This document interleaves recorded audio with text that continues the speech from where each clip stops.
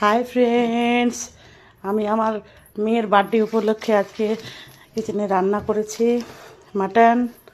এই যে মাটন, মশলাটা কষছি, কষে মাটনটা দিব। এরপরে কষতেছি মাটনটা। এই যে কষানো হচ্ছে, দিয়ে হয়তো তারা দেখা যাবে না।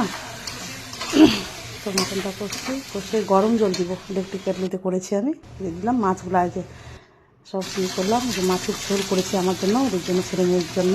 মাটন মাসি আছে আমাদের,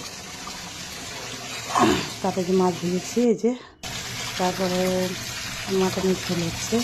এই যে আলু দিয়েছি, গোটা রসুন দিয়েছি, দিয়ে মাটনের ঝোল হচ্ছে। চর্বি আছে 2 টুকরো, এই যে মাটনের ঝোল প্লাস ফিশিংটা, ঠিক আছে। আর হচ্ছে এই যে আমি কেক কিনতে যাচ্ছি এখন, মেয়ের বার্থডের কেক অর্ডার দিয়ে ওখানেই বানিয়ে নিব। এই যে সেলিব্রেশন হচ্ছে, আমার মেয়ে। Happy birthday to you.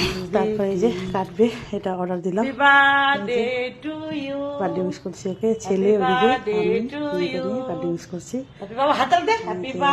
আশীর্বাদ করবে সবাই। কেমন হয়েছে আমার আজকের মিনি ব্লগটা জানাবে। বার্থডে সবাই জানাবে বন্ধুরা।